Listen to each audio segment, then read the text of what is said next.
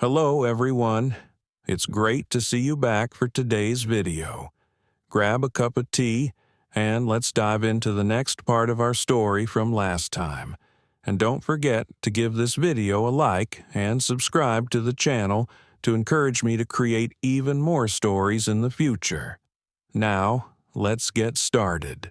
One afternoon, while reviewing Sophie's recent medical records, Emily came to a decision. Sophie could not go back to a potentially unsafe environment. Firm in her resolve, she approached Dr. Michael to voice her concerns. "Doctor, we need to talk about Sophie. Something's very wrong. Her stepfather's presence clearly upsets her, and I'm worried she may be in an abusive situation," Emily said, her tone filled with urgency. Dr. Michael, already aware of Emily's suspicions, listened intently. "I agree, Emily. We need to proceed cautiously and ensure her safety. Let's contact the hospital's social worker and look at all options for her protection," he responded, fully supportive. From that moment on, Emily and Dr. Michael focused on ensuring Sophie's well-being, carefully assessing her situation and exploring steps to protect her. Though she was physically frail, Sophie's resilience inspired those around her. Later that evening, Jack said his goodbye to Sophie, promising to return soon. But as soon as he left, Sophie broke down, her voice choked with fear. "I don't want to go home, doctor. Please, I want to stay here with you," she sobbed, her small body shaking in anguish. Dr. Emily gently took her hand, her eyes filled with compassion. "You're safe here, Sophie. You can tell me anything," she assured, her mind racing with thoughts of the visible challenges Sophie faced, the extreme thinness and her clear reluctance to leave. The tender moment was abruptly interrupted by Dr. Karen, who entered the room with her usual impatience. "What's going on here?" she asked sharply, her tone laced with irritation. Sensing Karen's negative energy, Emily took her by the arm and led her outside, leaving Sophie in the care of a nurse who had just arrived. "If you keep involving yourself in patients' lives like this, even Dr. Michael, who always backs you, might reconsider his support," Karen sneered, her words dripping with sarcasm. Visibly frustrated, Emily responded firmly, "Doctor. Karen, if you can't contribute constructively, I'd suggest keeping your opinions to yourself. My priority is my patient's well-being, and empathy is part of that." Karen shot her a contemptuous look before walking away, muttering threats of retaliation. Her jealousy toward Emily was evident, as she constantly sought to stir conflict with the doctor known for her genuine care. When Emily returned to Sophie's room, she found her still teary-eyed. Unsure of how best to console her, she acted on impulse. "How about a little walk around the hospital?" Emily suggested, hoping to lift Sophie's spirits. The suggestion brought a glimmer of light to Sophie's face. Emily carefully helped her into a wheelchair and, smiling, took her to the hospital's cafeteria. She chose a light dessert for Sophie, who smiled shyly in gratitude. They shared a peaceful moment together, a brief escape from the anxiety that had weighed on them both. Inspired by Sophie's improved mood, Emily had another idea. "I know a place next door that sells the best ice cream. How would you like to go?" Sophie's eyes sparkled with excitement. "Really? I'd love that," she exclaimed, her voice filled with an enthusiasm Emily hadn't seen in days. "Of course, dear. Let's go," Emily confirmed. At the ice cream shop, Sophie's joy was infectious. She picked strawberry, savoring each spoonful as though it was a rare treat. For a moment, the worries and sadness seemed forgotten.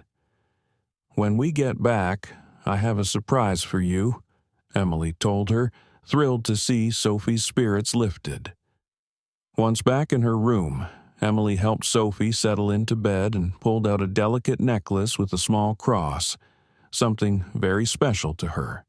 Smiling warmly, she leaned in and placed the necklace around Sophie's neck. Emily offered the necklace to Sophie, explaining it was a small amulet meant to protect her. Sophie's eyes lit up as she took in the necklace's delicate design, but her excitement soon faded as she hesitated. "My stepfather told me I'm not supposed to accept gifts from strangers," Sophie murmured, her voice cautious. A chill ran down Emily's spine at hearing this, and she glanced worriedly at Dr. Michael, who had just entered the room. Just then, a nurse arrived to check on Sophie, allowing Dr. Michael to pull Emily aside. "Emily, we need to keep a professional boundary with our patients. We can't get personally involved, especially not by taking them out of the hospital," Dr. Michael advised, his tone a blend of firmness and empathy. "Sorry, Dr. Michael. I acted on impulse. I only wanted to make things better for Sophie.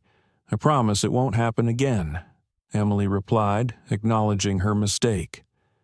After Dr. Michael left, Emily sat beside Sophie, offering a warm smile. "So, how did you enjoy the ice cream, dear? Feeling better?" "I feel a lot better, thank you, doctor." "Emily, I haven't had ice cream in so long.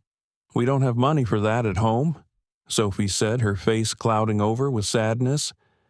Emily noted the shift in her mood, especially as she mentioned her stepfather. "I noticed you seem uneasy around Jack. Is there something bothering you?"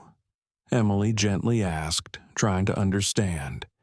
Sophie looked away, her voice barely a whisper. "I'm scared of him."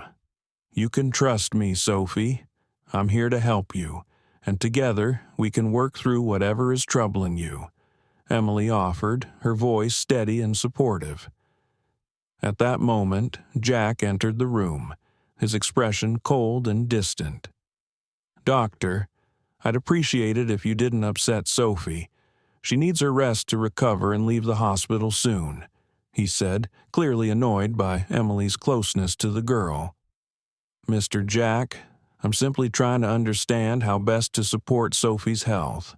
If there's anything impacting her well-being, I need to know," Emily replied, her concern evident. "Her personal life is not up for discussion here," Jack snapped. "I'm sorry, Mr. Jack, but I can't overlook Sophie's signs of anxiety. She's my patient, and her safety and health are my responsibility," Emily said firmly. Jack's eyes narrowed. "Taking Sophie out for ice cream without asking me, that's completely out of line, doctor," he accused. "I apologize, Mr. Jack. I only wanted to bring her a bit of joy, but I understand I should have asked your permission," Emily replied, trying to diffuse the tension. "Only I am responsible for Sophie, not you," he said sharply. "If it weren't for Dr. Karen informing me, I wouldn't have known she'd even left the hospital. Don't let this happen again. Good day." And with that, he left. As soon as Jack departed, Emily returned to Sophie's side. The girl looked calmer, but still wore traces of worry. Reflecting on the encounter, Emily vowed to do everything in her power to ensure Sophie's safety and well-being. She knew Sophie needed more than medical care. She needed someone who genuinely cared about her welfare. Jack's discomfort over personal questions only strengthened her resolve to investigate further. Determined to find answers, Emily decided to dig into Sophie's previous medical records. Perhaps this wasn't Sophie's first time in the hospital, and past records might hold clues.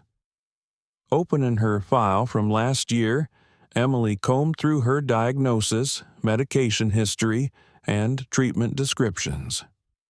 When she reached the section listing Sophie's guardians, only her stepfather's name was listed as her companion. "Why is there no mention of her parents?" Emily murmured, puzzled. Although Sophie's mother was listed in her records, none of the hospital admissions indicated her presence. Could it be that her mother had passed away? With growing questions, Emily decided to investigate further, committed to ensuring that Sophie wouldn't be sent back to an unsafe environment. Each piece of information only reinforced her determination to protect her. The situation with Sophie became increasingly complex, prompting a social worker and psychologist to begin a deeper investigation into her life. In a gentle tone, the psychologist encouraged Sophie to draw some pictures and talk with her. "Can you tell me a little about your mother, Sophie?" Sophie's voice dropped to a whisper. She ran away. I don't know where she is." "Your mother ran away? From whom, sweetheart?" the psychologist asked, hoping Sophie might share more. Sophie stayed silent, lowering her head and avoiding eye contact, clearly uncomfortable answering the question.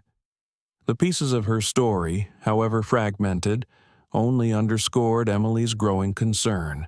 The psychologist gently tried again. "And what about your real father? Where is he?" Sophie's eyes filled with sadness. "Daddy went to heaven," she whispered.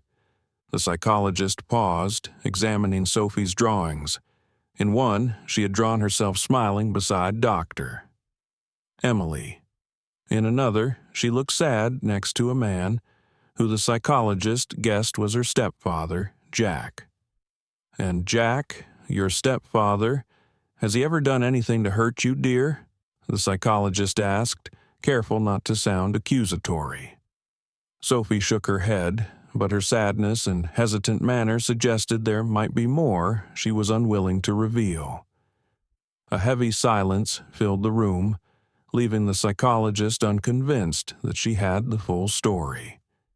Meanwhile, the social worker went to the address listed in Sophie's medical record, only to find the house abandoned. Conversations with neighbors revealed that Jack had moved out a few months prior, and no one knew his current whereabouts, making the investigation even more challenging. After a long and draining shift, Emily left the hospital with a heavy heart, her mind consumed by worries about Sophie. The cool night air did little to ease the warm weight pressing on her chest. When she arrived home, the comforting aroma of dinner greeted her. Her father, Robert, was busy cooking but paused when he saw her, gesturing for her to sit down. He sensed that something was weighing on her. "Hi, sweetheart. How was your day?" he asked, his voice calm but full of fatherly concern. Emily sank into the kitchen chair, recounting her day, the challenges with Sophie, Jack's unsettling behavior, and the curious absence of any parental records aside from Jack's name. She also mentioned the social worker's findings about the abandoned house. "Sweetheart, be mindful of how involved you're becoming with this girl. She seems to mean a lot to you," Robert observed gently. Emily realized how deeply she'd connected with Sophie, her feelings far exceeding her professional duty. Robert continued preparing dinner, his movements slow, carefully choosing his words. "I know it's hard not to get personally involved, especially with a child. Your mother was the same way. She wanted to help everyone, but she had to learn her limits." As they sat down to eat, Robert shared memories of Emily's mother, who had battled cancer. He spoke about how, even while exhausted from her treatments, she would still try to help other patients she met during chemotherapy sessions. "She came home so drained that even days of rest weren't enough to recover," he said softly, his voice touched with painful memories. "The desire to help is a gift, Emily, but it has to be balanced with what's realistic," he continued, offering a broader perspective. He talked about his volunteer work at a nursing home, where many elderly residents had no family visitors and relied on brief moments of joy from volunteers. "Imagine, sweetheart, if I got personally attached to each person. I'd end up bringing everyone home," he said with a soft smile, his tone serious.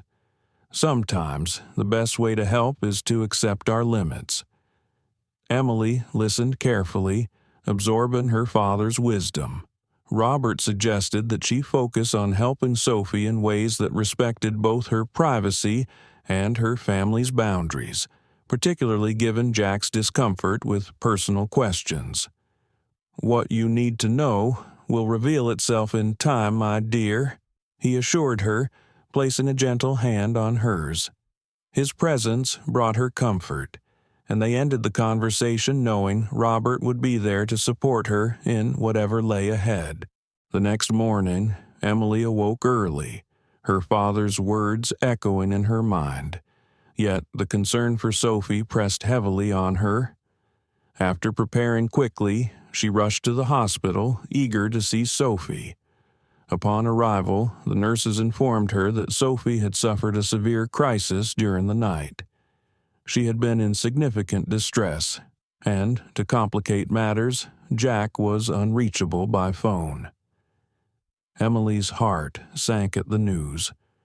The nurses added that a disheveled woman with unkempt blonde hair had come to the hospital, claiming to be Sophie's mother.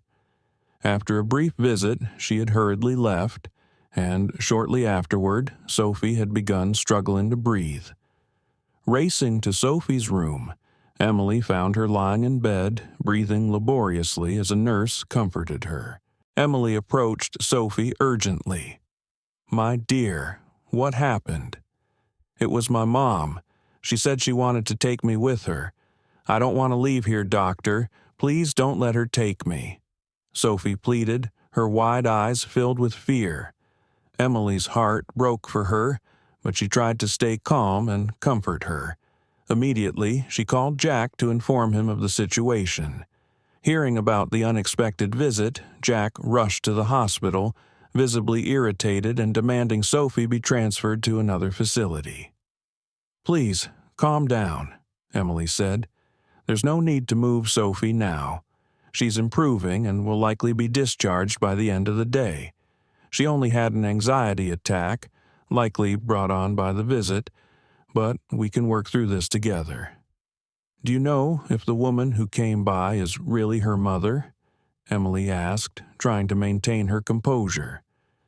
"That's not what matters now," Jack snapped. "How could you allow a stranger to see her without my permission?" "I understand your concern, Mr. Jack, but stopping her treatment now isn't ideal.